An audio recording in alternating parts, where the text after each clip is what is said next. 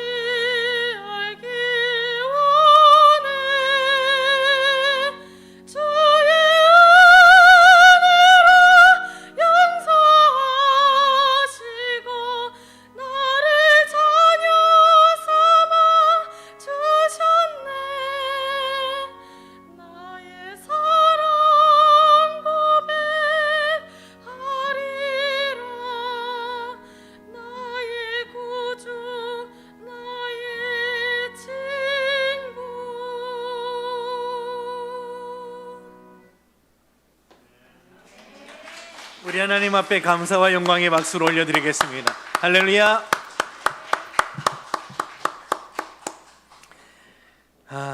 오늘 말씀을 우리가 살펴보면서 이 말씀에 따라서 우리의 삶에 하나님의 그 변화의 역사가 좀 묻어날 수 있으면 좋을 것 같습니다. 저는 성경을 보면서 종종 그런 생각을 합니다. 진짜 예수님의 모습은 어떠하셨을까라는 그런 궁금증이죠. 보통 우리가 사랑하면 콩깍지가 씌워져서 좋은 것만 보이고 안 좋은 모습을 잘 안 보는 그런 경향이 있잖아요. 그래서 안 믿는 사람들은, 안 믿는 학자들은 종종 성경을 보면서 성경에서 보여주는 예수님의 모습을 잘 그대로 안 믿으려는 경향이 있어요. 그래서 혹시나 저도 그런 생각을 해봐요. 내가 너무 예수님을 사랑하고 예수님의 편에 서 있다 보니 내가 못 보는 부분들이 있는 것은 아닐까. 진짜 예수님이 이 땅에 오셔서 보여주셨던 모습 중에 내가 아직 모르는 부분이 뭐가 있을까. 그걸 보기 위해서는 종종 예수님의 반대 세력에 있는 자들이 하는 말들을 좀 유심히 보려고 하는 그런 생각을 가집니다. 오늘 본문은 그런 부분에서 아주 놀라운 것을 우리한테 제시하고 있습니다. 자, 예수님에 대해서 두 부류가 예수님이 이렇다 저렇다 하는 말을 하고 있어요. 21절 보시면 예수의 친족들이라고 말하고 있는데요, 예수님 가까이에 있는 자들 이 뜻이죠. 예수님 가까이 있는 사람들, 친족도 될 수 있고 또 같은 동네 사람도 될 수 있고, 뭐 예수님과 평소에 친분이 좀 있던 그런 사람들 있을 수 있죠. 자, 그 예수님의 가까이에 있는 주위에 있는 사람들이 갑자기 예수님을 붙잡으려고 나왔어요. 예수님께서 복음을 전하고 귀신 쫓고 병 고치고 하는 이런 일을 하는 데 있어 갑자기 이 사람들이 등장한 거죠. 이 사람들이 나왔어요. 나왔는데 붙들려고 나왔어요. 말씀을 들으려고 나온 게 아니라, 이 붙든다는 말은 도망가지 못하게 딱 사로잡는다는 뜻이죠. 체포한다는 뜻이에요. 체포한다는 의미죠. 예수님을 도망 못 가게 붙잡고 끌고 가려고 온 거예요. 뭐 같은 동네로 끌고 가려고 한 건지, 어쨌든 예수님이 다른 데 못 가게 막 붙들려고 지금 나왔어요. 그렇게 한 이유가 뭔가 하고 보니까 21절 끝부분에 아주 희한한 말씀이 적혀 있습니다. 왜냐하면 이는 그가 미쳤다 함일러라. 예수님을 주위에서 보는 사람들이 예수님에 대한 평가가 여기에 달려 있어요. 나와 있어요. 예수님을 어떤 자로 이해하고 있죠? 미친 사람으로 보고 있는 거예요. 그래서 지난주 주부에 제가 이 말씀을 미리 예고할 때 제목은 예수님은 미친 것인가 귀신 들린 것인가 이런 제목을 달았는데, 막상 보니까 제목이 너무 자극적이어서 이 제목을 바꿔야 되겠다. 그래서 이제 제목을 바꿨는데요. 어쨌든 환영하지 않는 사람들에게 보인 예수님의 모습은 미친 모습이에요.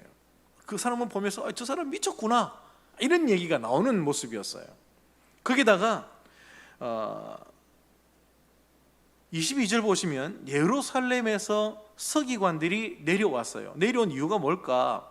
원래 서기관들은 상당한 권력이 있는 사람들 아닙니까? 율법을 집행하고 나름대로는 또 상당한 권한이 있는 그런 사람들이죠. 정치인이라고 말할 수도 있겠죠. 이 사람들이 예루살렘에서 또 이 갈릴리까지 내려왔어요. 이유는 하나겠죠. 예수님을 감찰하기 위해서 온 거예요. 하도 소문이 무성하니까 이분이 도대체 어떤 사람인가 하고 보려고 왔겠죠. 그런데 와서 보고 난 뒤에 이 서기관들이 하는 말을 또 들어보십시다. 이 서기관들은 22절 보니까 그가 바알세불이 집혔다, 귀신 집혔다는 겁니다. 그것도 아주 악랄한 바알세불이 집혔다. 그래서 그 다음에 보면 귀신의 왕을 힘입어서 귀신을 쫓아낸다. 다른 말로는 이 예수라는 사람은 왕귀신이 붙었다 이렇게 얘기한 거예요. 지금 바알세불이라고 이름을 언급했는데요, 구약에 바알세불은 나오지 않습니다. 유일하게 한 가지 추측해 보기로는 열왕기하 1장에 보면 바알세붑이라는 에고론의 신을 잠깐 언급을 해요. 아하시아가 난간에서 떨어져서 막 다쳤을 때 에고론의 신 바알세붑에게 가서 내가 낫는지 안 낫는지 좀 물어보고 와라 라고 말할 때 바알세붑이라고 나와요. 그게 오타가 되어서 오늘 뭐 예수님 시대 때는 바알세불이라고 한 것인지, 아니면 그때도 바알세붑이라고 했는데 표기할 때 바알세불로 표시한 건지 정확하게 왜 이런지를 몰라요. 세불이라는 이 제불이라는 말도 어떻게 해석해야 될지가 좀 여러 가지가 곤란한 부분이 있어요. 바알세붑이 바알세불을 얘기하는 것인지 아니면 또 다른 신의 우상을 얘기하는 것인지를 모르지만, 우선은 우리는 성경이 제대로 기록됐다는 전제하에 바알세불이라며 억지로 의미를 풀어보면 이 세불, 히브리 말로는 제불이라고 되어 있는데요, 제벨이라고 할 수도 있고 제불이라고 할 수 있지만, 제불이라고 보면 결국 이것은 대변입니다. 대변이란 뜻이. 그래서 대변의 신, 대변의 주인, 그런 의미예요. 그러니까 상당히 모욕적인 얘기죠. 귀신의 왕인데 너무 이 상태가 아주 안 좋기 때문에 이런 귀신이 들렸을 때는 아이고 저 오물의 신, 대변의 신이 붙었다라고 혹시 사람들이 경멸조로 한 말이 아닌가 하는 생각을 해봐요. 실제로 그렇게 이해될 수 있는 게 30절에 보면 그 서기관들이 하는 말들이 또 이렇게 번역됐어요. 그들이 말하기를, 그 다음 뭐라고 돼 있죠? 더러운 귀신이 들렸다. 예수님에게 지금 그런 얘기를 하는 거예요. 이 귀신이 붙어도 하필이면 왜 저런 귀신이 붙었나 할 정도로 아주 더러운 귀신이 붙었다라는 표현을 써요. 그러면 우리는 한번 생각해 볼 수 있습니다. 예수님이 도대체 어떤 모습을 보이셨길래 예수님 주위에 있는 사람은 아 미쳤다라고 말하고, 또 서기관들이 감찰하려고 내려와서는 보고는 아 더러운 귀신이 붙었다, 대변의 신이 붙었다, 이렇게 표현을 하게 되었을까 궁금하지 않습니까? 더 이상은 성경이 말하지 않으니 알 수는 없습니다. 그런데 유추해 볼 수는 있어요. 상상해 볼 수는 있습니다. 예수님이 결코 점잖하지는 않으셨구나 하는 생각을 해봐요. 그렇죠? 여기서 미쳤다라는 단어가 익시스템이라는 단어가 쓰여졌는데, 이것은 정신이 온전치 못하다라는 뜻이기도 하고 과몰입한 상태를 얘기하기도 해요. 뭔가에 완전히 둘러 빠져서 다른 것을 전혀 돌아보지 못하는 정상적인 삶이 되지 않는 이런 상태를 말하고 있는 것이죠. 그래서 우리가 보통 보면 미쳤다라는 단어도 두 가지로 쓰여집니다. 하나는 정신적인 문제가 심각해서 일상생활이 제대로 안 되는 상태를 미쳤다라고 말하죠. 근데 또 한 부분으로는 좋은 의미에서 어느 한 부분에 모든 정신과 마음과 에너지를 쏟아내면서 거기에만 완전 둘러 빠져 있는 사람에게 우리는 뭐라고 하죠? 아, 이 사람 여기에 미친 사람이다, 그런 얘기를 하고 있죠. 사도 바울도 우리가 온전하다 해도 우리가 미쳤다 해도 너희를 위해서 미친 것이다 할 정도로 그런 표현을 똑같이 쓰고 있어요. 뭔가에 과몰입하여서 다른 데는 전혀 신경 쓰지 않고 그 한 일에만 행동하는 모습을 미쳤다라고 표현할 수 있겠죠. 저는 이 본문을 보면서 예수님이 정신이 온전치 못하다고는 볼 수 없어요. 그분이 하시는 말씀이나 그분의 이 삶을 보면 정말 우리가 생각하듯이 미친 모습은 아니에요. 그런데 왜 주위 사람이 예수님에게 미쳤다라고 말하는가 보니까 예수님은 오직 하나의 모든 에너지와 열정을 다 쏟아내고 있는 모습을 보여주기 때문이죠. 20절을 보시기 바랍니다. 20절 보시면 집에 들어가시니 무리가 다시 모일 때 주님이 어떻게 하시죠? 식사할 겨를도 없다라고 표현을 해요. 그래서 예수님 어떻게 하셨다는 거예요? 아, 잠깐만 기다리세요. 우리도 배가 고프니까 밥 좀 먹고 합시다, 이렇게 했습니까? 아니죠. 밥을 먹어야 되는데 배가 고픈데도 불구하고 예수님은 밥 먹는 것도 뒤로 제쳐놓고 뭐 했다는 뜻이죠? 찾아온 무리들에게 정말 마음을 다해서 고쳐주고 그 사람을 바로 세워주는 일에 주님이 힘을 다 쏟아냈다는 말이죠. 식사할 겨를도 없다, 이 말을 통해 저는 예수님이 실제로 어떤 삶을 살았는지 그게 눈에 보이기 시작합니다. 주위 사람들이 진짜 예수님을 보면서 이 사람 미친 사람 아니냐라고 말할 정도로 예수님은 정말 한 부분에 모든 열정과 마음을 다 쏟아내고 있는 모습을 보이시는데요. 마태복음 8장 같은 경우에 보면 주님은 머리 둘 곳조차 없다, 그렇게 말씀을 하세요. 인자는 머리 둘 곳도 없다, 그만큼 쉬지 못하는 삶이죠. 그렇게 바쁘게 여러 가지 직업을 다 소화하시죠.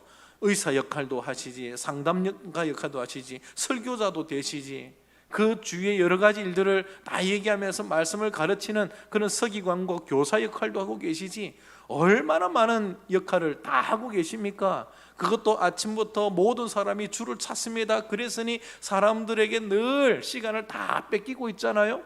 밥 먹을 시간도 없고 저녁 늦게까지 또 해지니까 사람들이 동네 앞에 모이는 모습을 보여주고 주님은 일일이 다 고쳐주시죠.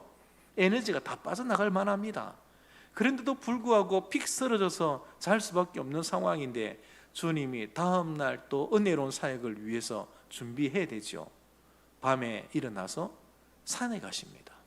그리고는 하나님 앞에 매달리며 기도하시죠. 어떻게 이런 열정을 쏟아낼 수 있을까? 그래서 예수님이 보여주신 모습은 진짜 이게 미쳐있는 모습입니다. 사실 우리 주님께 미쳤다는 표현을 쓰는 게 이게 너무나 마음에 걸리긴 하지만 이것만큼 주님이 보여준 모습을 또 잘 설명할 방법이 없으니 제가 이런 표현을 지금 쓰고 있는 거죠. 성경이 쓰고 있으니 저도 쓰고 있는 건데요, 예수님이 얼마나 그 일에 모든 걸 다 쏟아내는지 사람들이 볼 때는 미쳤다, 그리고 서기관들이 볼 때는 더러운 귀신이 들렸다라는 표현을 쓰는데 아마 제 생각엔 그래요. 예수님이 제대로 씻을 수 있는 시간도 못 가졌던 것이 아닌가.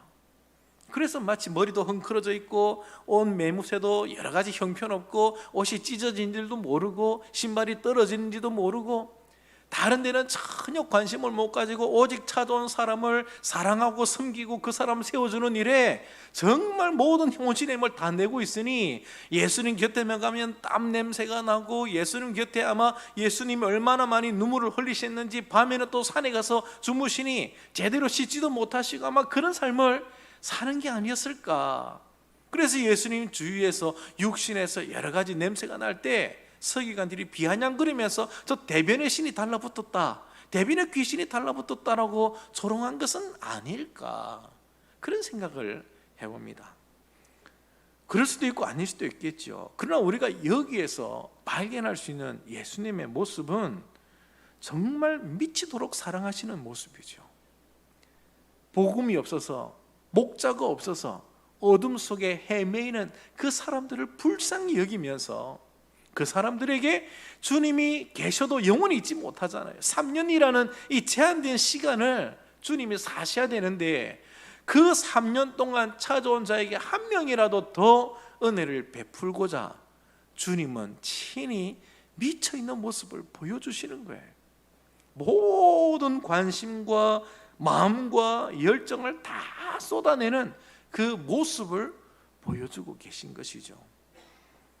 주님은 복음에 미치신 분이십니다. 복음밖에 모르시는 분이시죠. 그리고 사랑에 눈이 멀었습니다. 사랑밖에 모르시는 겁니다. 그래서 그분의 입에서 나오는 말씀이 원수라도 사랑하라고 말씀하잖아요. 사랑밖에 모르시는 분이세요. 그래서 그분이 결국 마지막, 인생 마지막에는 어디에 달리시죠? 십자가에 달려서 죽으시는데요, 그 십자가, 오랫동안 참 한국교회에서 많이 방영되었던 영화가 있죠. 멜 깁슨이 감독했고 패션 오브 크라이스트라는 영화가 있습니다. 그게 아예 영화 시작부터 끝날 때까지 주님의 십자가에 관련된 사건만 다루고 있어요. 다른 건 전혀 없어요. 영화가 시작되자마자 겟세마네 동산에서 십자가 때문에 기도하는 예수님의 모습으로 영화가 시작되고, 영화가 끝날 때는 주님이 죽으시고 부활하시는 걸로 영화가 끝이 나잖아요. 오직 십자가 그 사건만을 다루고 있어요, 영화 전체가. 그런데 제목을 달아놨습니다. 크로스 오브 크라이스트가 아니고, 주님의 십자가가 아니고 패션 오브 크라이스트라고 제목을 붙였어요. 저는 그 제목이 너무 신기해요. 그것을 번역해보면 예수님의 열정이죠. 열정. 그 열정이 뭘로 표현되고 있는 거죠? 십자가죠. 그래서 십자가를 볼 때마다 우리는 종종 아이고 예수님 얼마나 아프셨을까, 또 얼마나 우리를 그냥 사랑하셨을까라는 막연한 어떤 그런 은혜를 기대하는데, 사실 그 십자가에서 보여준 것은 우리를 살리기 위한 주님의 열정 아닙니까? 땀방울이 땅에 떨어지는 핏방울 되도록 십자가를 지기 위해서 기도로 사투를 벌이셨고, 실제로 십자가를 지는 모든 순간 너무나 고통스럽고 아프고 힘들어서 하루에도 몇 초마다 생각들이 바뀌면서 포기할까 내려놓을까 이런 생각들을 얼마나 많이 하겠습니까? 만신창이가 되어가는 그 몸을 끌고 십자가에서 6시간을 버티면서 주님의 사역을 다 이루시고 마지막에 다 이뤘다라고 큰 소리 외치시며 장엄하게 그 삶을 마감하시는 그분의 그 십자가의 모습은 한마디로 미쳐있는 열정적 모습이죠. 흔들림 없이 가는 그 모습이죠. 근데 제가 이걸 묵상하면서 생각한 게, 주님이 나를 이렇게 미치도록 사랑하셨기에 나 같은 자가 오늘 이 자리에 서게 되었구나 하는 것을 발견합니다. 주님의 사랑에 미치지 않고서야 어찌 이런 사람을 사랑할까 싶어요. 종종 교회 안에서 보면 어떻게 저런 사람이 예수 믿을 수 있지라는 그런 생각을 우리는 종종 할 때가 있어요. 전도하다 보면 절대 예수 안 믿을 것 같은 사람이 예수를 믿는 경우가 종종 있거든요. 교회 안에도 보면 사실 인간적으로 너무 맞지 않는 그런 사람들이 있을 수 있어요. 이런 사람은 좀 교회를 떠나야 교회가 잘 될 것 같다는 생각이 들 때도 있겠죠.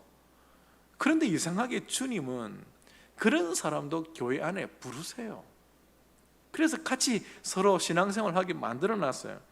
그래서 어찌 보면 선별적으로 제안하고 자격 따져가면서 교회 안에 부르면 싸울 일도 없고 좋은 사람들끼리 모여서 은혜로운 교회 생활을 할 것 같은데, 주님은 그렇게 안 하셨다는 거예요.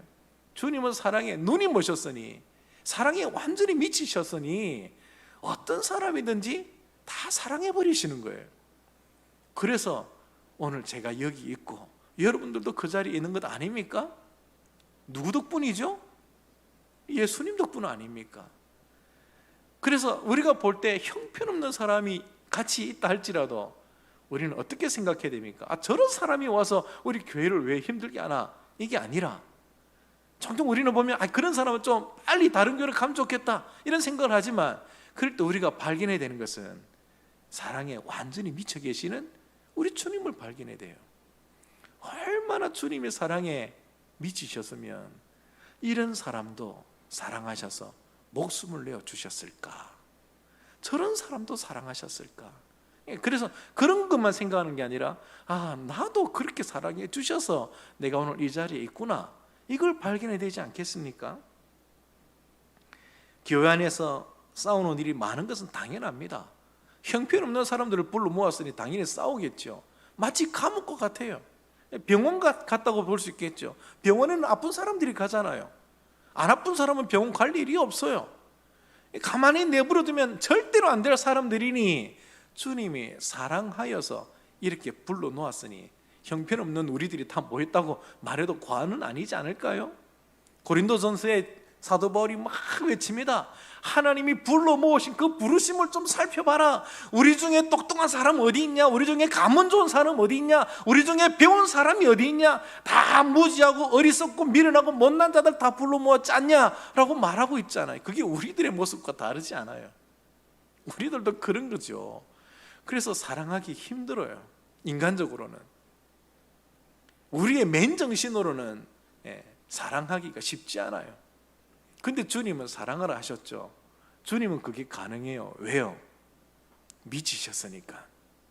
우리를 사랑하고 세우기 위해서 주님은 인생을 다 바치셨거든요. 다른 데는 관심이 없어요. 보통 우리가 하는 말이 뭐든지 다 밥 먹고 하자는 일이 아니냐라고 해서 밥 먹는 걸 우선으로 두지만, 주님은 밥 먹기 위해서 오지 않으셨어요. 사랑하려고 이 땅에 오셨죠. 그래서 밥 먹는 것보다도 사랑하는 게 더 우선이에요. 식사할 겨를이 없는 게 당연한 거죠.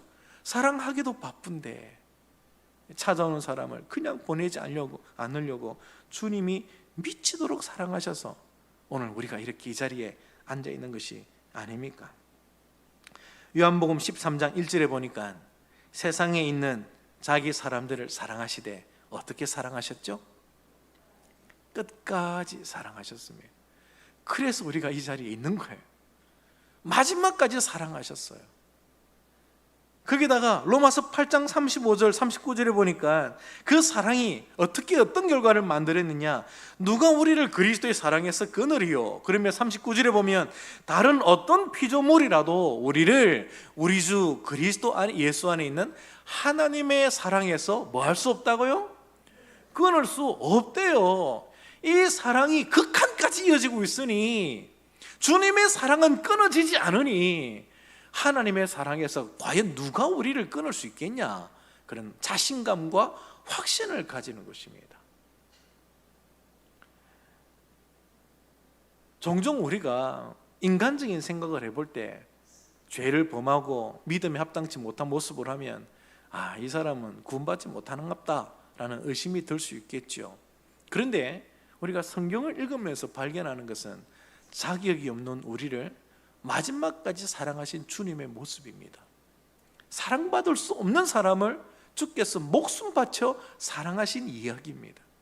그래서 하나님이 너무나 아름답게 드러나서 우리는 확신하게 되는 거예요. 오늘도 예배 전 우리 장로님들이 모여서 구원에 대한 아주 심도 깊은 이야기를 재미나게 했었습니다.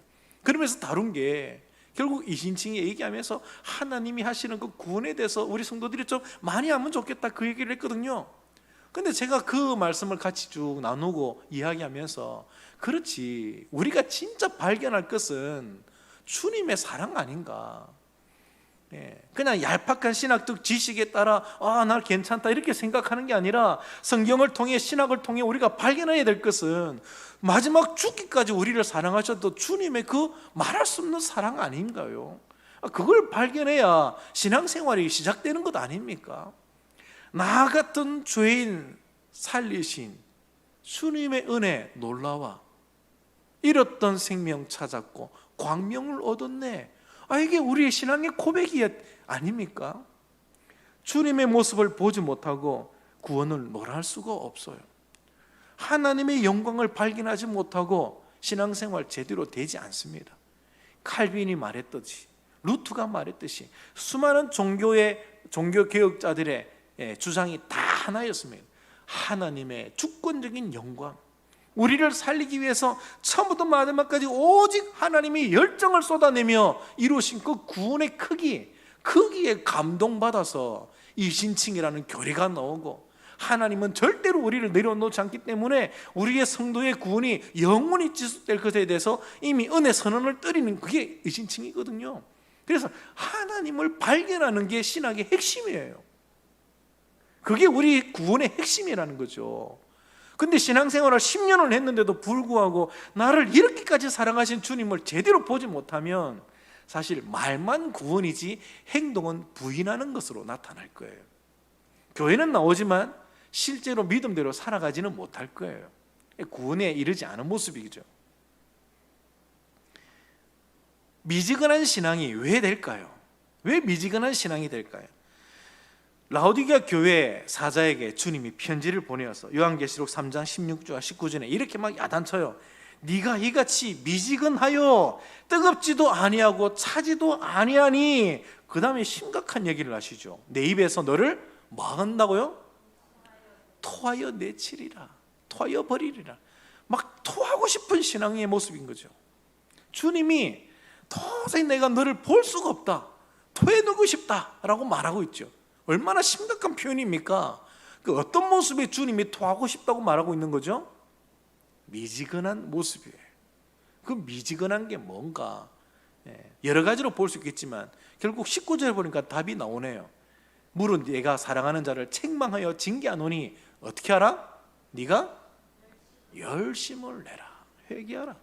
신앙에 열정이 안 생기고 하나님을 사랑해야 되는데 사랑이 안 생기고 그 모든 것들 결국 미지근하게 되어가는 모습은 이게 하나님이 주신 구원에 맞지 않는 모습이라는 것이죠. 주님이 우리를 미치도록 사랑하셔서 우리가 구원을 얻었다면 이제 우리는 알아야 됩니다. 나를 향한 주님의 사랑이 얼마나 엄청난 것인지를 깨달아야 되는 것입니다. 부모님이 나를 사랑하셨다, 아니면 이성 친구가 나를 사랑했다, 아니면 내 주위에 있는 사람이 참 나를 사랑하고 아껴줬다. 여러분, 주님의 사랑은 이런 것과 비교가 안 돼요. 우리가 평생도록 이 세상에서 한 번도 받아보지 못한 크기의 사랑입니다. 그 사랑이 우리 주님에게서 미치도록 표현되어졌고, 식사할 겨를도 없이 그 사랑에 완전히 빠져서 그 사랑 때문에 자기의 목숨까지 십자가에서 다 내어줄 때까지 멈추지 않으셨던 그 사랑 덕분에 오늘 우리가 이렇게 구원을 받아 있으니, 이 자리에서 우리가 할 수 있는 것이 있다면 뭘까요? 주님의 사랑에 대한 감격이 있어야 되겠죠. 주님은 우리에게 말씀합니다. 나는 너에게 완전히 빠져 있어. 나는 너를 사랑하지 않을 수가 없어. 나는 완전히 사랑에 미쳤어. 나는 너에게 눈이 멀어버렸어. 나는 너가 없으면 살 수 없어.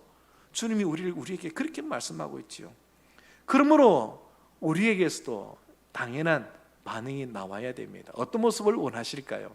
미지근한 게 아니라 우리 주님을 미치도록 사랑하는 모습이 우리에게 보여야 되지 않겠습니까? 한번 따라해 봅시다. 예수께 미칩시다.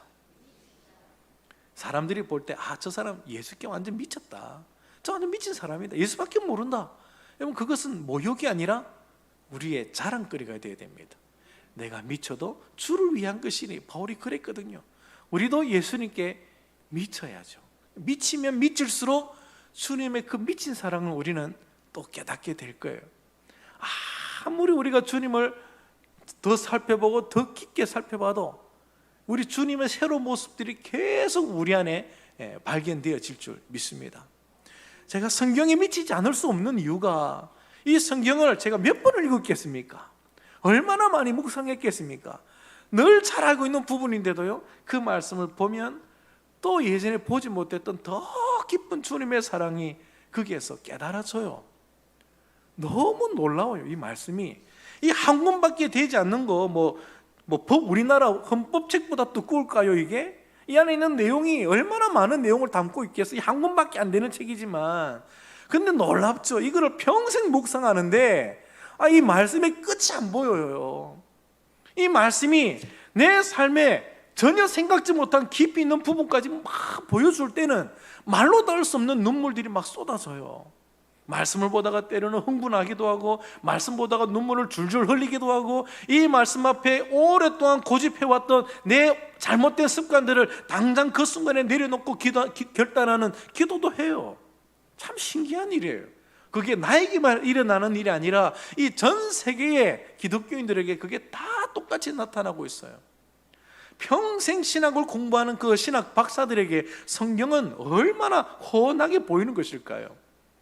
그런데도 불구하고 아직까지도 더 깊이 있는 이 내용 속에 그 신학 박사들이 늘 깜짝깜짝 놀라며 새로운 진리들을 만들어가고 있으니 참 신기하죠. 이 안에 하나님의 지혜가 무궁무진하게 달려있어요. 말씀 하나만 봐도 우리는 미칠 수 있어요. 여러분, 기도, 무릎 꿇고 외치면 그 기도 아닌가? 물론 그것부터 기도겠지요. 그러나 기도해 보세요. 기도하면 할수록 신비로운 것이 참 느껴집니다. 기도의 끝이 안 느껴져요.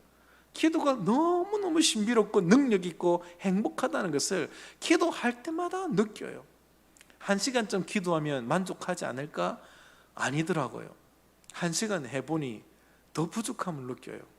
기도를 많이 하면 많이 할수록 기도가 더 부족하다는 것을 느끼게 만들어요. 여러분, 우리는 미칠 수 있는 이 영광스러운 하나님의 손길 아래에 있습니다. 그러므로 미치면 미칠수록 더 깊은 행복 속으로 들어갈 수가 있는 거예요. 근데 수박을 겉만 핥고는 수박 별 것 없다라고 말하는 그런 모습이 얼마나 잘못된 모습입니까?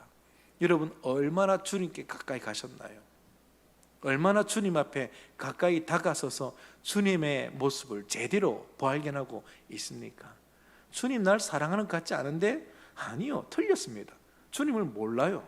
한 번도 경험해 본 적이 없어서 하는 말이겠죠.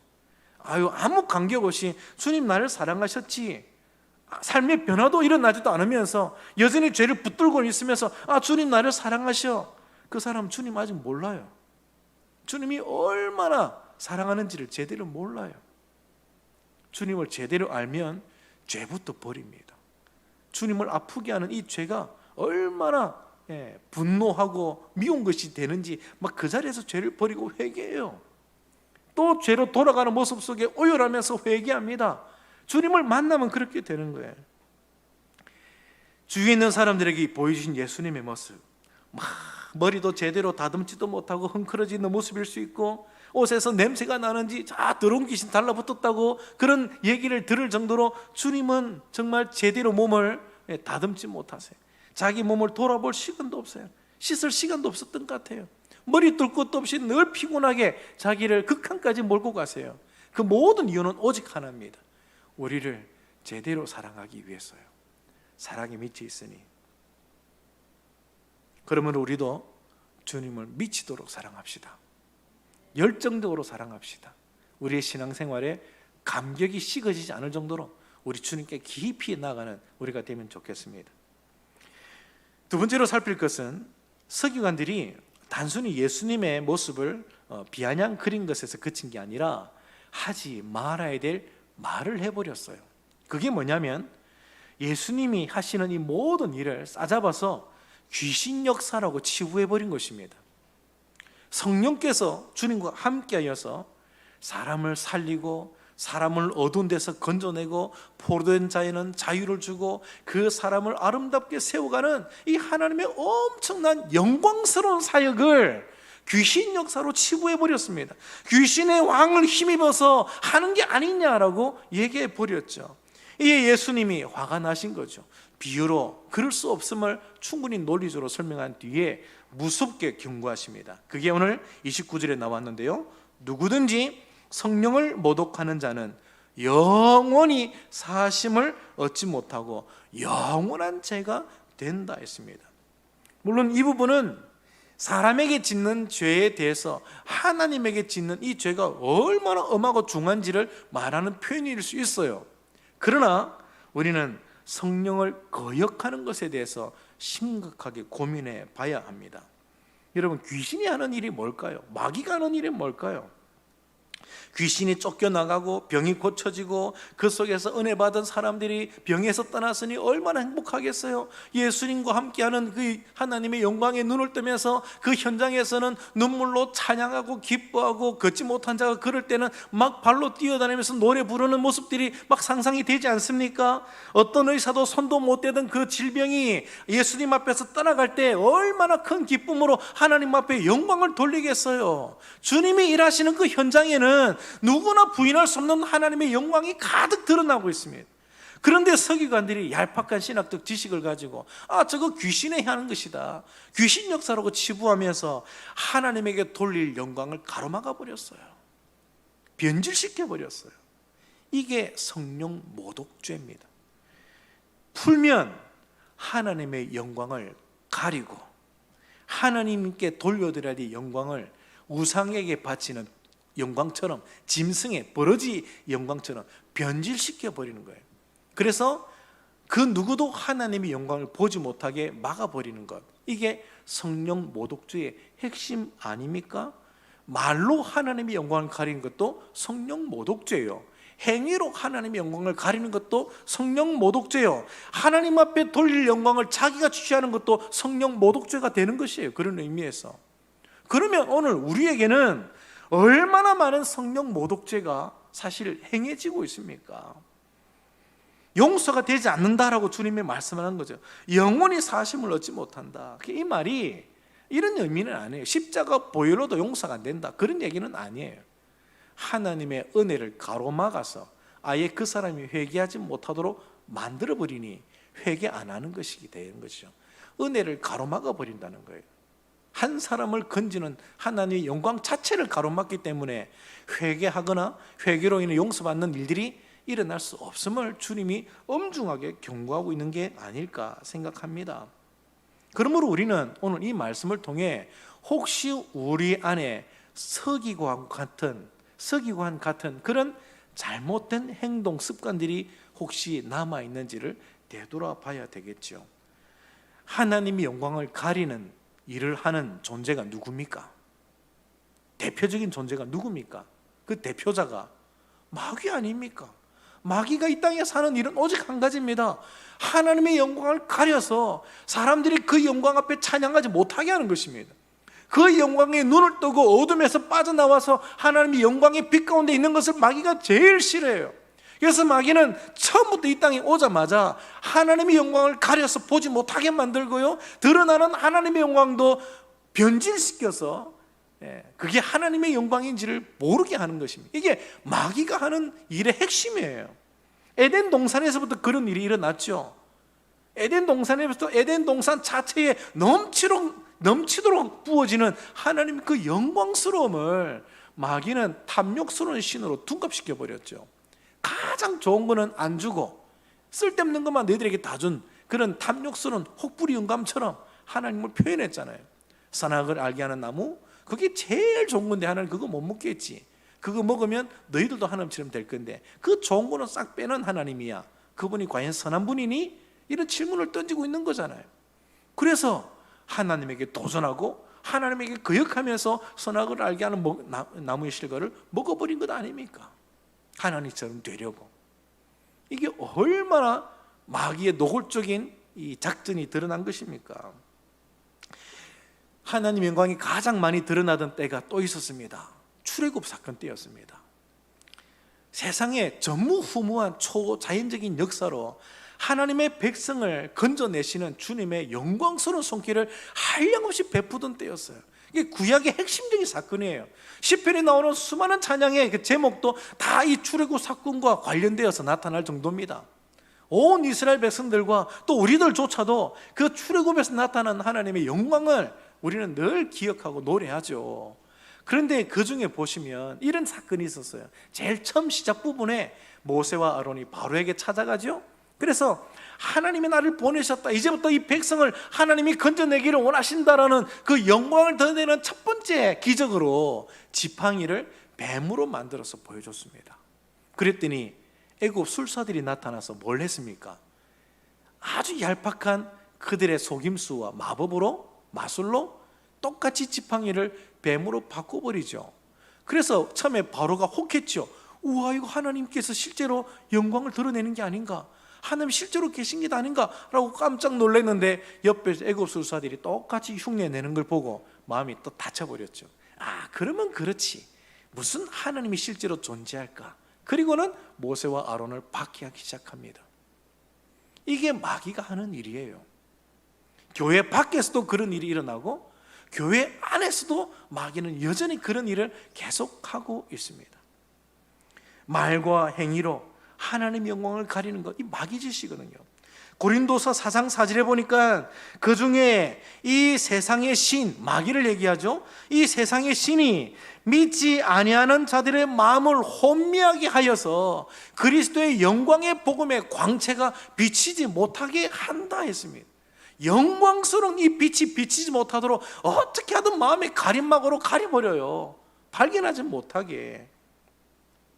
그래서 여기에 쏘가 넘어간 수많은 사람들이 교회 안팎에서 똑같이 행동하는데요. 로마서 1장 24절 보면 망하는 자들에 대해서 이렇게 얘기합니다. 21절 23절 하나님을 알되 하나님을 영화롭게 아니하고.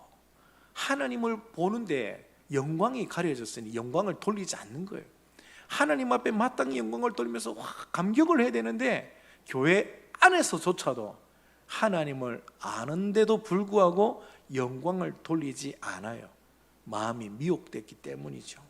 그리고 생각이 더 허망하고 어두워지게 됩니다. 더 깊은 어둠 속으로 들어가서 아예 썩어지지 아니하는 하나님의 영광을 썩어질 사람과 새와 짐승, 기어다니는 이 뱀과 지렁이 같은 동물 모양으로 바꿔버려요.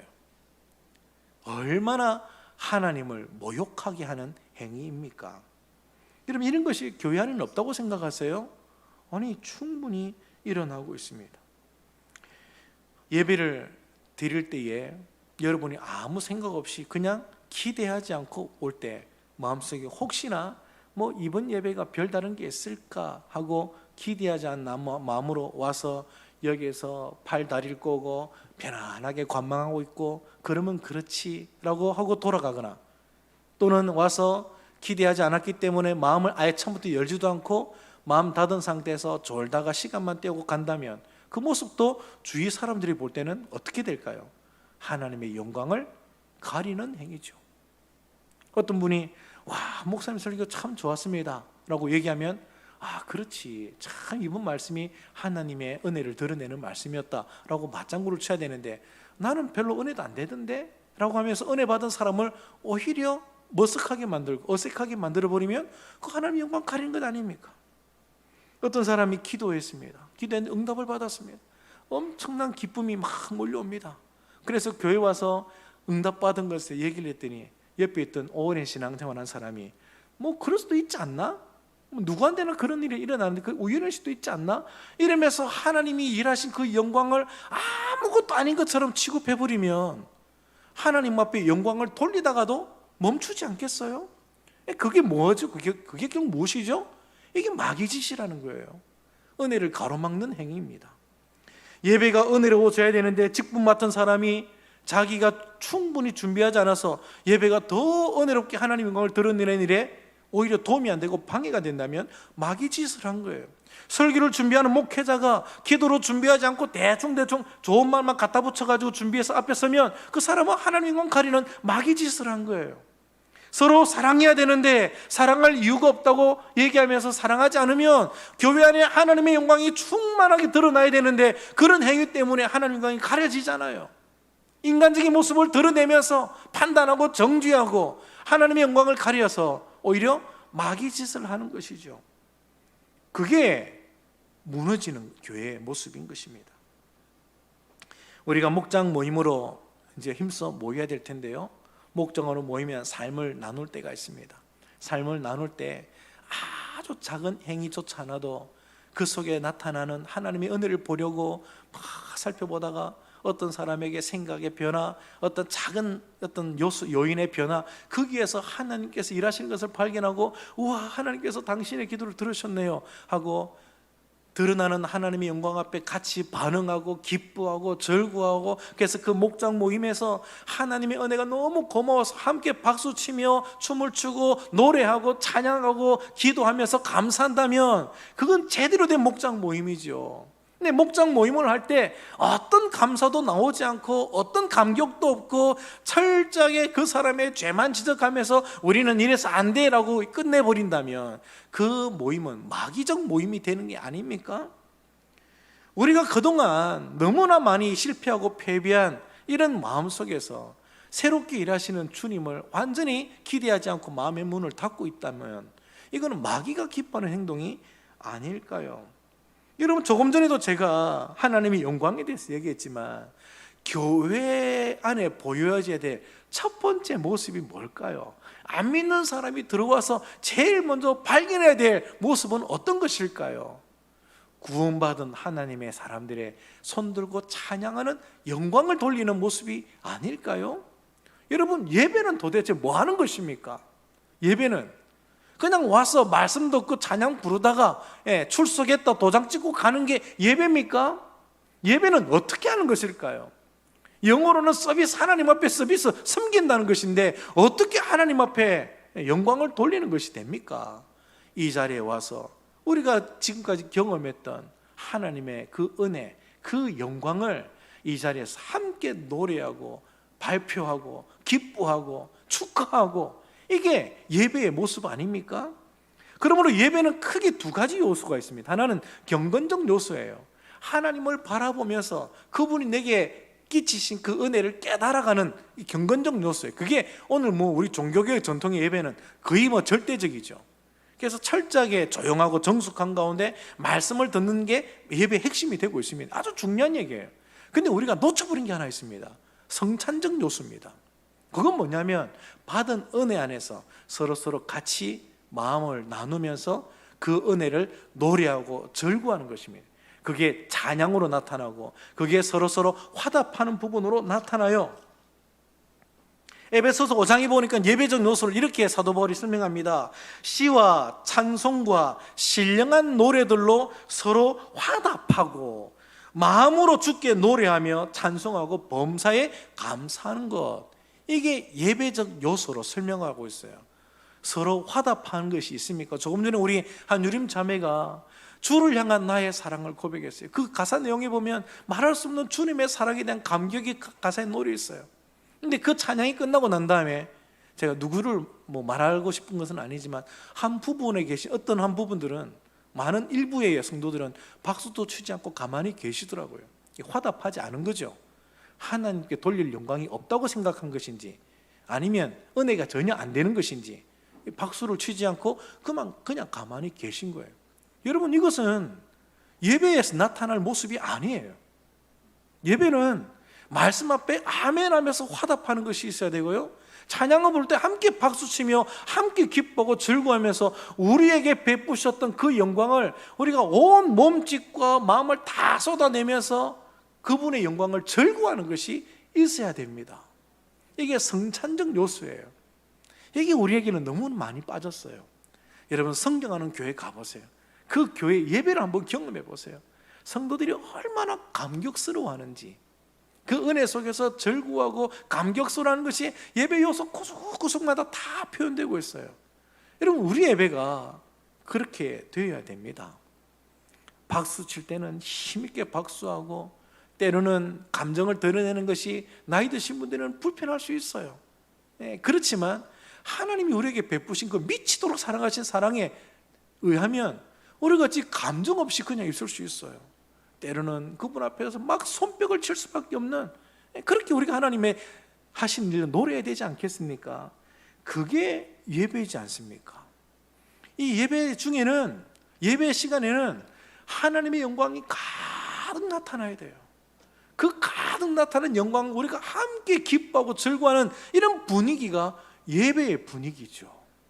목장으로 모여도 그런 모임, 여러분 가정에서 가정의 예배 드릴 때도 말씀 속에서 주님의 은혜를 발견하고 온 가족들이 함께 박수를 치면서 하나님 너무 감사합니다라는 감격이 묻어나야 되고, 어떤 모임을 가지든 그 모임 속에 하나님의 영광이 충만히 드러나는 모습이 있어야 되지 않겠습니까? 시간이 없어서 더 많은 말씀을 드리고 싶지만 여러분들이 다 느끼셨을 것이라 생각합니다. 우리 안에 생각보다 마귀 짓이 많아요. 성령 모독하는 일이 참 많습니다.